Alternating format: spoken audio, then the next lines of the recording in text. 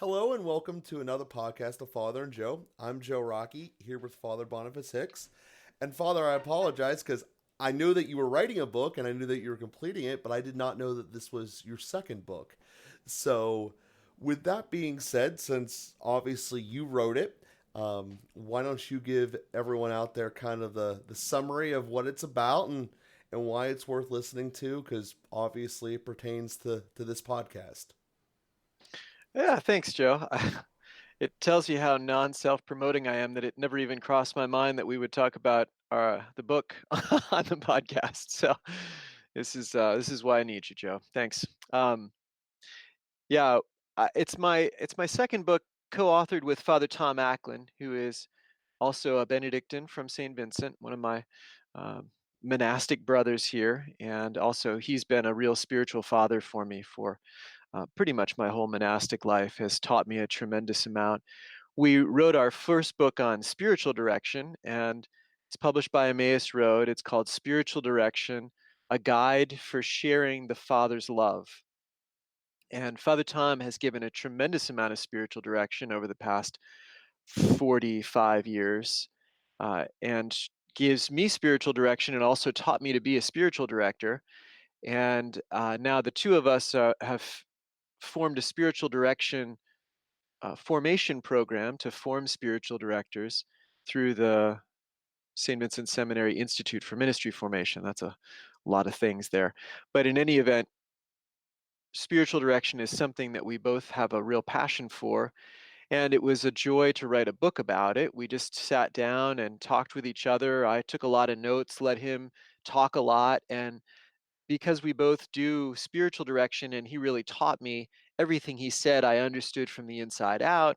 I put some structure to it. I added some of my own things in. And over the course of a couple of years, we wrote a book on spiritual direction, which has sold very well. So the first printing sold out.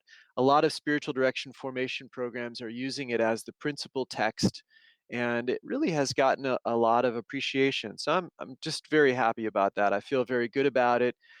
I don't even feel like there's any sort of vanity in it because it's so much of Father Tom. I really feel like I've done a service in helping to turn Father Tom Acklin into text that people can read. When I initially approached Father Tom about writing a book together, I he said, "Well, what should we write about?" I said, "Well, actually, I think we should write two books." I said it up front. This was 5 years ago. I said, "I think we should write a book on spiritual direction and a book on prayer." So after we completed the text for the spiritual direction book, even while it was still in the editing cycle with Emmaus Road, we started talking about a book on prayer. And in a similar way, I let Father Tom just talk, which he's good at, pouring out from his heart.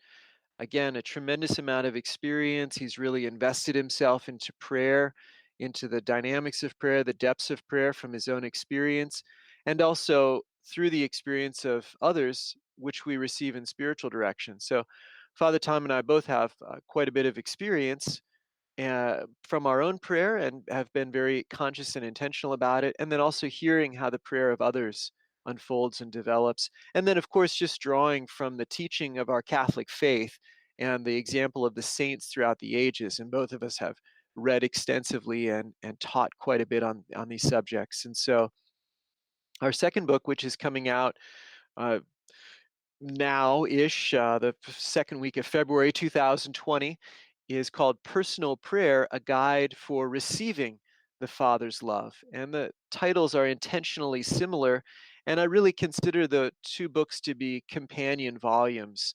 Uh, the spiritual direction book is actually helpful for people who aren't spiritual directors, certainly for people who are receiving spiritual direction, but also for anybody who wants to accompany somebody else on their journey of faith. And Pope Francis says that the entire church needs to be introduced into the art of accompaniment. And so I think our spiritual direction book really has a broad application, but certainly our book on personal prayer has a universal application. Anybody who wants to have a relationship with God needs to learn how to pray and needs to understand how to go deeper in prayer and what that looks like. And uh, so in our book Personal Prayer, it's quite substantial. It's almost 400 pages. And Emmaus is publishing it in hardback, just like they did with the Spiritual Direction book, is still only in hardback. And it's really meant to be a book that's a keeper, something you put on your shelf and you come back to. And it has staying power, I think. It's really been the fruit of a lifetime of reflection, a lifetime of work on Father Tom's part, and for myself as well. Just my life has been a bit shorter than his so far, and so I think they're both books that are worth buying and reflecting on, discussing, going back to, and they're both entitled guides because they're meant to be that, something that can really accompany us. The books themselves can be a companion on our journey of going deeper in one-on-one relationships, which is what spiritual direction talks about, and then a companion in going deeper on our one-on-one relationship with God explicitly, which is what personal prayer talks about. So obviously prayer has come up quite a few times throughout the course of us recording these podcasts.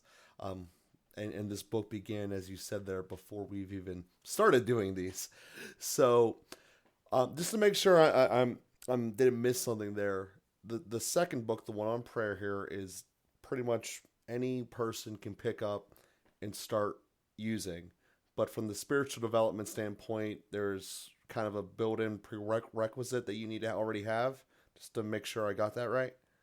No, I would say the spiritual direction book, uh, I think, is helpful for anybody who wants to accompany somebody else. And that's going to be the case in a lot of settings. Parents and children, for example, spouses with each other, potentially.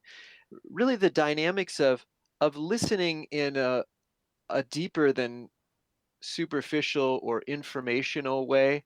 Anybody who wants to really listen to someone who wants to share their heart, understanding the dynamics of sharing our heart with another person, developing relationships that are really open to God being a part of that relationship. I'd say that the spiritual direction book would have a lot of wisdom to offer anybody who wants to have that kind of one on one relationship with someone else. Um, it's certainly directed specifically to spiritual directors, but I think it's pretty easy. And in fact, people have told me they've gotten a lot out of it uh, in just the ways that I've described. But as you said, certainly the book on personal prayer is going to be intended for anybody who wants to develop their personal prayer, who wants to develop their relationship with God. And we start the book with exploring the principles of Christian prayer. So Christian prayer is going to be different than Buddhist prayer or Muslim prayer. And in particular, Christian prayer is uh, human and relational. So, what do we bring into our prayer? Well, we bring our humanity into our prayer.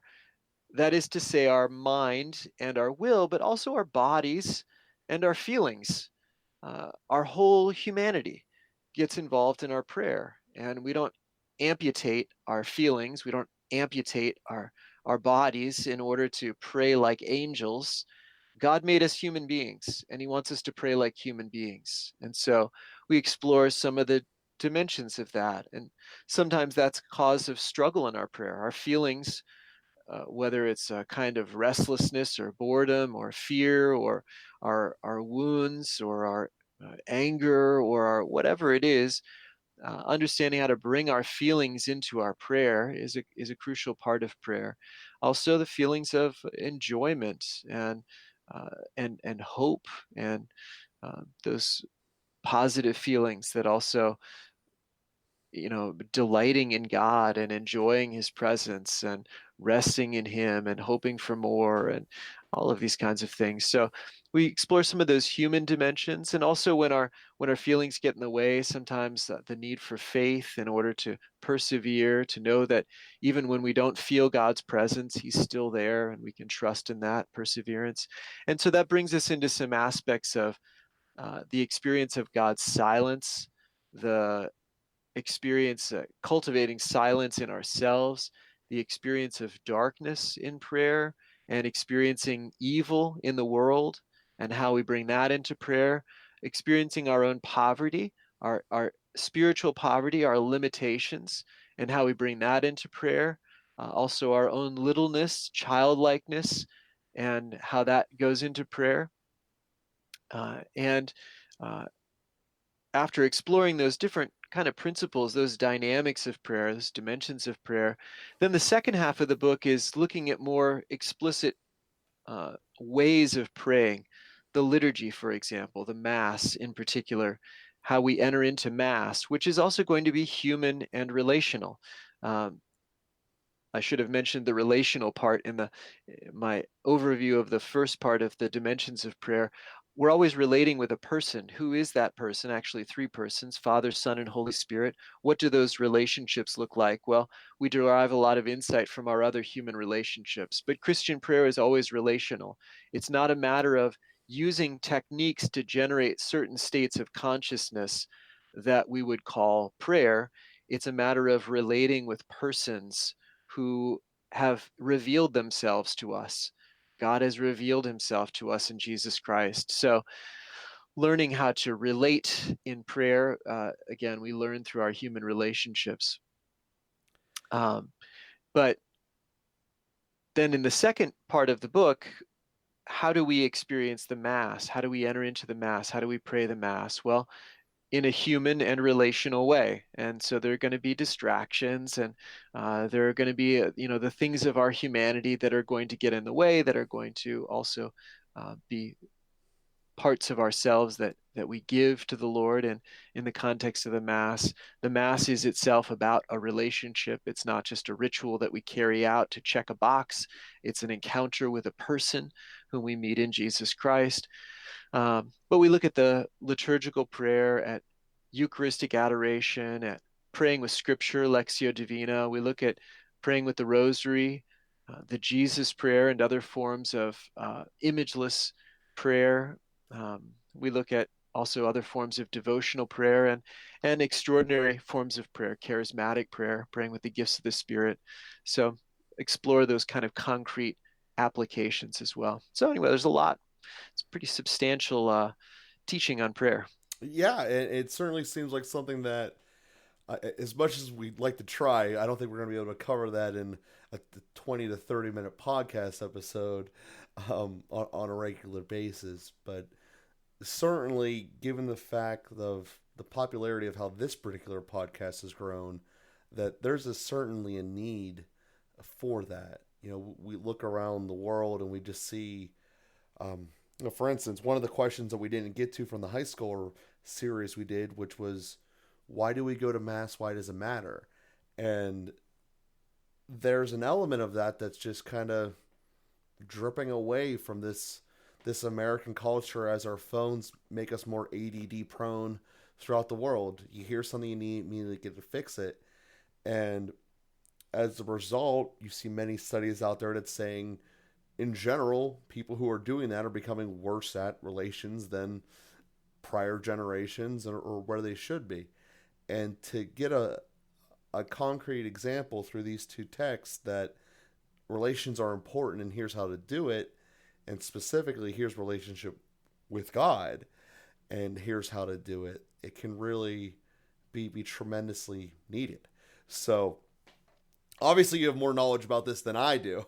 So I thank you for putting that out there and writing it. And as we're releasing it here today, it is available. I'm assuming, Father, you know exactly where it can be picked up, or at least the ballpark. Yeah, well, you can certainly order it off of Amazon. If you order it directly from the Emmaus Road Publishing website, then we get a little bit more money, and Amazon gets a little less money. So I'm always in favor of that. But it's available on Amazon, available on the Emmaus Road website, and you'll find it in some different places.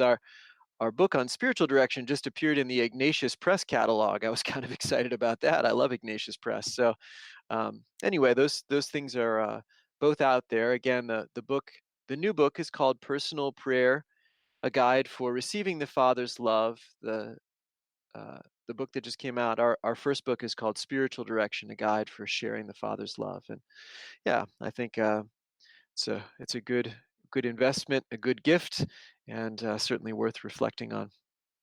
Yeah, and if you think about it, sometimes that's a struggle within our own lives. As you mentioned there, that we are human. We bring these attributes to life that are not always exactly where we want to be. Doubt, suspicion, anger. And when we're in these types of states, it can be difficult to receive anything.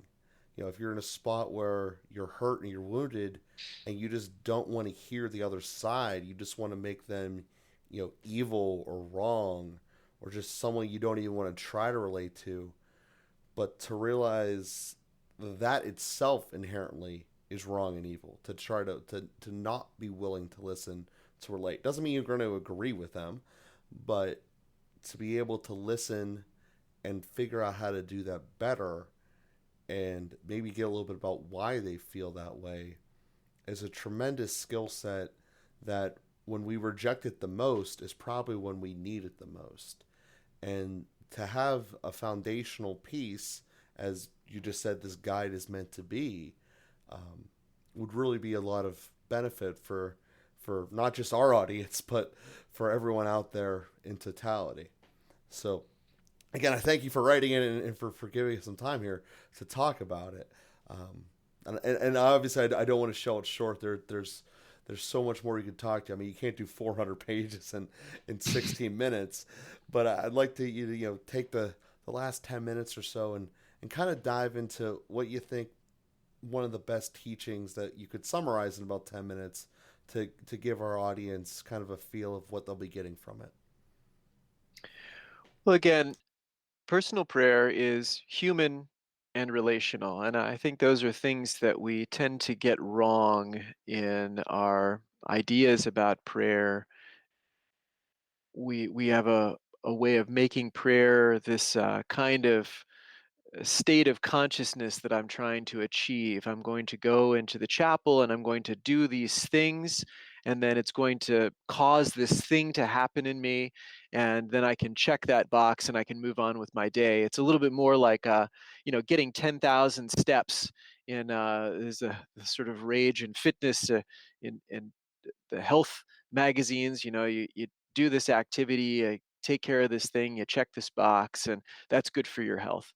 We have a way of doing that with prayer, and we can't do that with prayer any more than we can do that with any other relationship. Can you imagine? And I suppose there are, to some extent, books that try to coach you on relationships, but ultimately a relationship has to develop. It's respecting of the freedom of both people in the relationship. It's an encounter of two freedoms.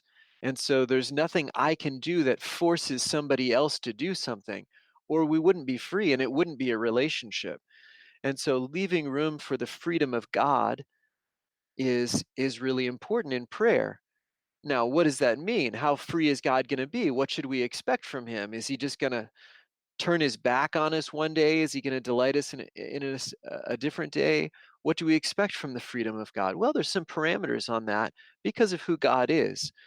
We can't force him to do our will, but we can expect that when he says he'll do something or that he is a certain way, that he really is that way. We can trust what he has revealed to us. And so we explore some of those dynamics in the book of who God is and how we can relate with him, what can we can expect from him, and how we can give him respect in his freedom, and then how we learn to listen to him, give him space to move in our lives.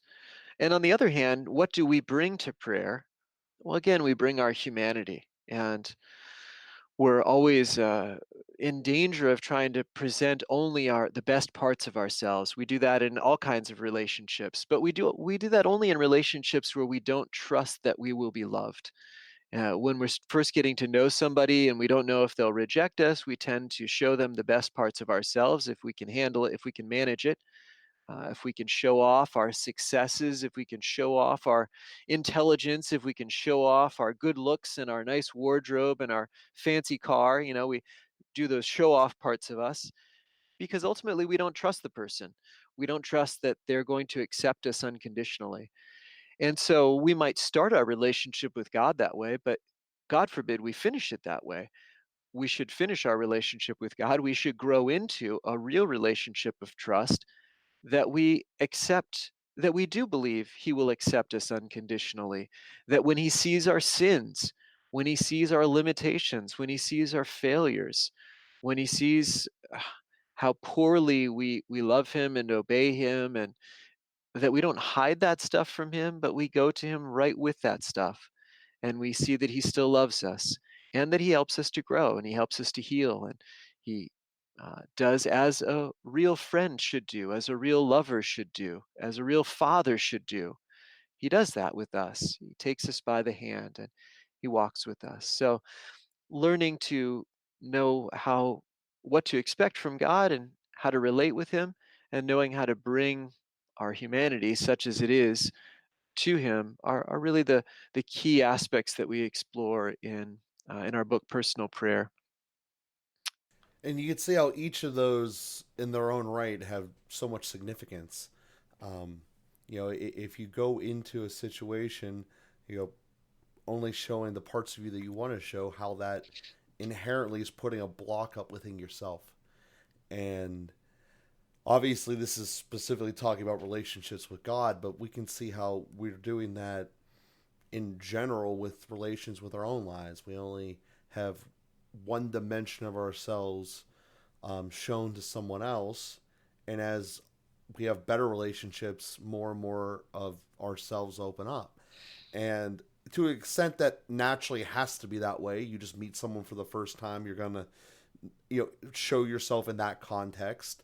If you meet someone on a business setting, you're going to have to they're going to show you what their best business qualities are first. You're not going to really get into the other side of their dimensions. um, so you can see the importance of that, and likewise also getting appropriate expectations, because that in itself can be a very large problem that we have discussed. It's not a slot machine, it's not a transactional relationship, and so much of our lives are transactional. I give you this, I get this. Here's $20, I get a pizza. Something like that. And to set those expectations about what God truly is trying to do, I think is a tremendous help, because when expectations are accepted and acknowledged up front, it creates a much smoother pathway for everyone involved. Um, that you know what you're going to get, and when it happens, you can accept it. So I think that just flat out having a knowledge of what you ought to expect and how that gets articulated in all relationships is incredibly valuable. Um, I can see from a very transactional standpoint as employer-employee relationship how valuable that is. But to take that to the complete next level, which is your relationship with God, it's even more vital. So, with that being said, I want to give you the floor here as we conclude today's episode. Yeah, I love what you said. And even that language of transactional is something that we use in the book, drawing from some of the research of Judith Glaser and her conversational intelligence. She identified three levels of conversation: transactional, positional, and transformational. And they really grow based on trust, from that transactional, like you mentioned in the business world, to the real intimate, totally self revealing sharing and discovery that we have in intimate relationships, that transformational conversation. And that's certainly the kind of growth we want to have with God as well. So that's one example of the wisdom from others that we bring into the book. The bibliography is many pages long. Father Tom and I both read a lot and love the traditional teachings of the church, from the fathers of the church to the insights of science like Judith Glaser in the modern day. And so we try to integrate a lot of that to say, well, this is our experience, these are our insights, but they're really harmonious with, they build on, they mesh with, they lead to the insight, the teaching of a lot of people throughout the centuries. Perfect. And I always said something that we had discussed in the past, that the joy of the Catholic faith is it's got 2,000 years worth of knowledge that keeps building and growing upon itself. And as you said that, I had a thought, and that hit me there, that when you have two people coming from the two opposite sides of the conversation standpoint, the one side being purely open and trusting in totality, and then they find later that the opposite side is only in there for a transactional. Typically, the one who is open and giving has a lot of pain and hurt, and we know that, we can see that in our human lives all around us, examples of that. But the amazing part, and this is what had hit me, is that God still constantly says has love. He doesn't come out and hold bitterness and anger against you. And like I said, I know that's not exactly what you were talking about there in your example, but that is a thought that had occurred to me as you were saying that, mentioning the different types of relations that you can have. So, again, with that being said, we thank everyone for listening. We will be with you again here next week. We thank everyone for helping us grow. The next level of statistics came in, and we are growing at substantial rates, and each week has been stronger than the last. And we can only thank you guys for listening, continuing to listen, and sharing it with other people who would be interested. So we thank you for doing that, and we'll be with you again next week.